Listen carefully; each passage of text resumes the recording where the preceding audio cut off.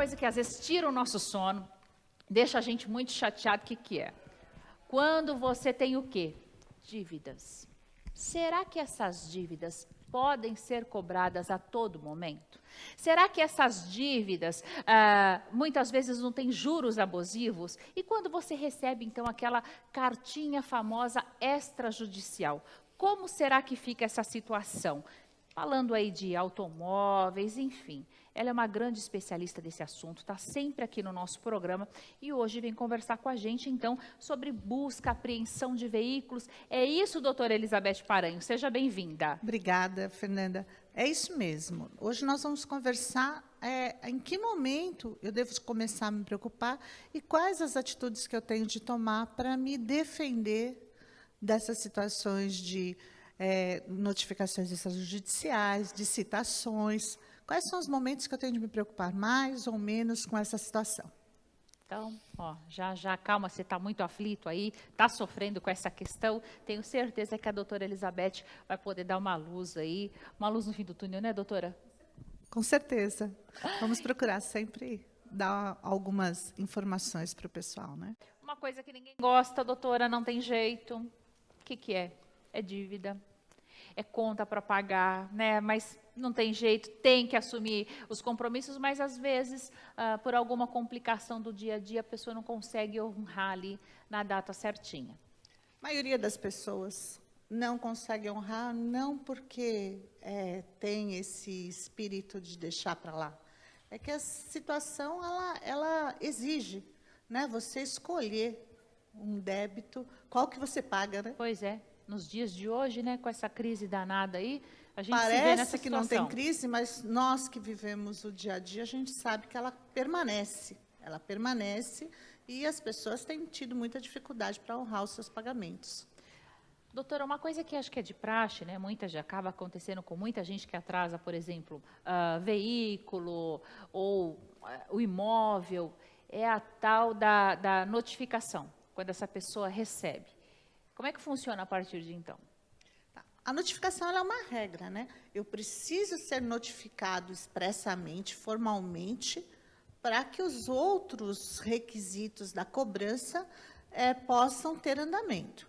Então, até a notificação, eu estou sendo cobrável de uma forma amigável. Tá. Mas eu aconselho que, mesmo que seja de uma forma amigável, que sejam atendidas. Eu sei que elas são desagradabilíssimas. Eu tenho hoje, inclusive, clientes meus, que são pessoas que não podem ficar atendendo esses clientes, a minha equipe está fazendo esse trabalho, atendendo essas ligações e trazendo a obrigação de responder a essas pessoas através da minha empresa, do meu escritório. Certo. Para Então, não causar um inconveniente. Para não causar inconveniente, porque eu já cheguei a ver 40 ligações no mesmo dia. Depois das ligações, e junto com as ligações, vem os e-mails, e em dado momento vem a notificação extrajudicial. A notificação extrajudicial ela tem um prazo, às vezes de 48 horas, às vezes um prazo diferente, um pouco maior, mas ela tem como objetivo dar andamento a uma execução fiscal ou a uma ação de cobrança. Então, ela é importante, quando você recebe, que você comece a responder a essas situações. Entre em contato. Se for um e-mail, responda. Se não for um e-mail, comunique-se expressamente também com o banco, com a entidade que está cobrando, com a empresa que está cobrando, para que você possa começar as suas defesas. Tá. Porque hoje nós temos de pensar em defesa. Eu tenho de pensar de que forma que eu tenho de fazer isso. Então, doutora, a partir do momento que eu recebi a minha notificação, depois passa para a notificação extrajudicial, é a mesma coisa que uma citação? Não. Não. A citação é quando inicia-se o processo judicial. Por exemplo, eu não respondi essas notificações. Isso, eu não respondi, eu não paguei, eu não consegui uma forma de negociar, então eu chego na citação. Certo. Então, eu posso também ter atendido a notificação, ter feito um acordo, mas não consegui honrar. Tá. Então, eu vou para a citação. A citação é o momento que inicia a medida judicial. Certo. É o momento em que você não resolve mais sozinho essa situação. Você tem que, além de você entrar em contato com a empresa, você tem que ter um advogado te defendendo. Por quê? Porque só o acordo não faz com que a execução pare de andar. Olha só. Gente, Tá? isso daí que a doutora está falando é de extrema importância, porque o que eu já vi de caso, que a pessoa, às vezes, até verbalmente, não conseguiu acertar no prazo, e aí a empresa fala, não, vamos postergar, tal, e quando vê, já está tudo embananado. Vamos pensar numa dívida de banco. Então, eu não consegui pagar, e essa dívida chegou numa citação. Quando eu chego na citação, é porque já há um processo judicial. Certo. Já está na justiça, e eu tenho de responder a ele. Eu não posso simplesmente responder que eu não tenho condições de pagar.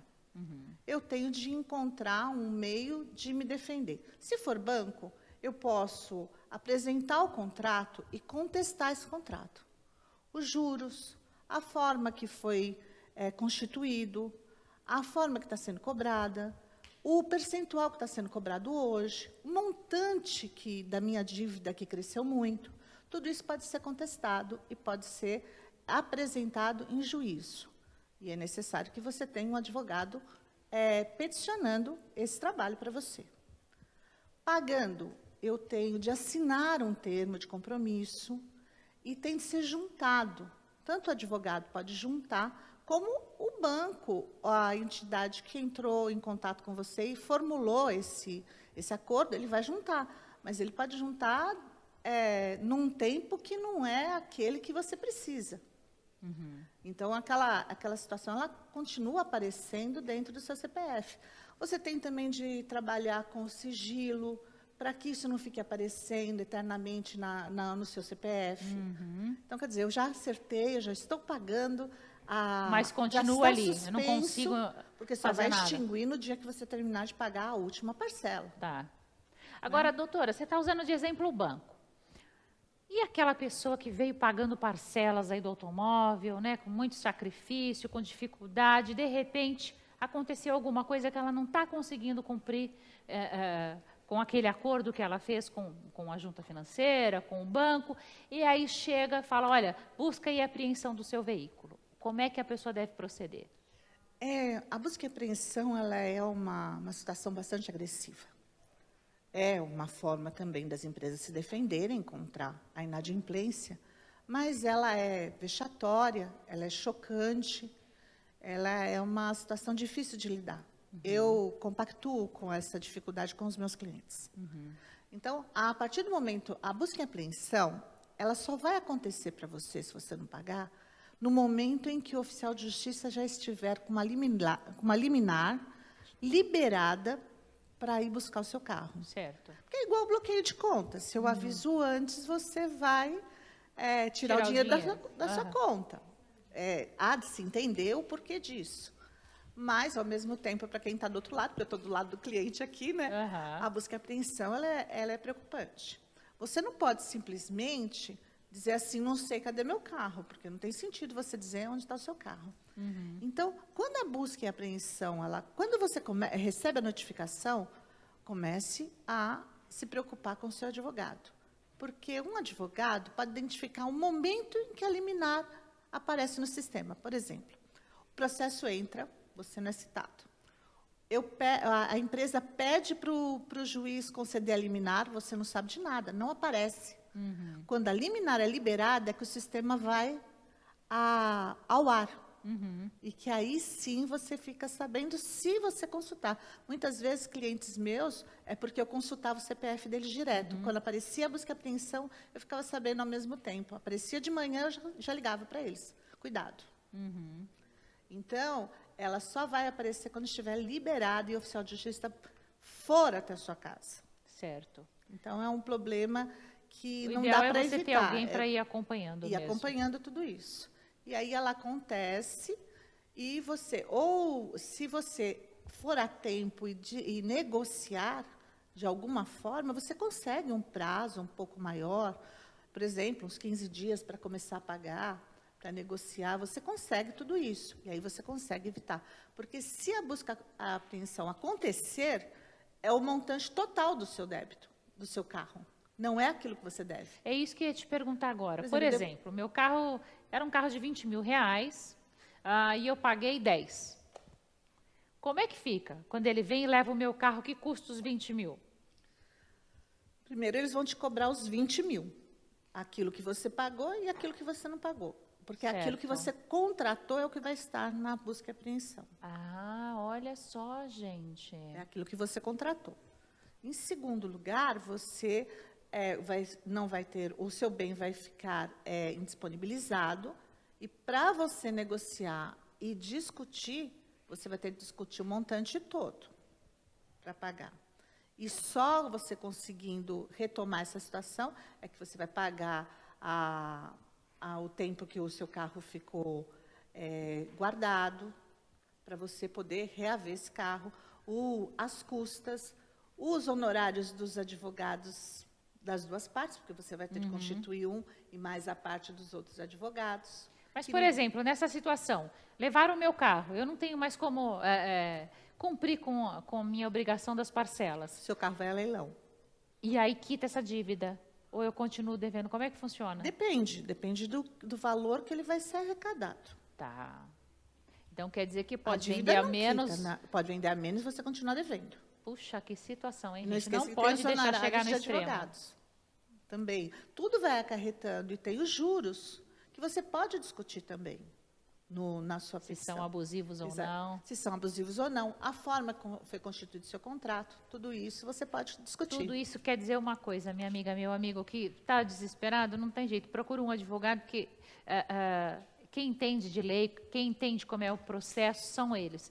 Se você deixar aí a Deus dará, pior vai acontecer com certeza, né, doutora? Com certeza. E o fato de você se defender não é que você vai burlar a situação. Você tem direitos a se defender também. E você pode fazer certeza. isso ou fazer de uma maneira melhor, que seja menos vexatória, Menos traumática menos para todo traumática mundo. para você. Doutora, obrigada mais uma Eu que vez, viu? agradeço.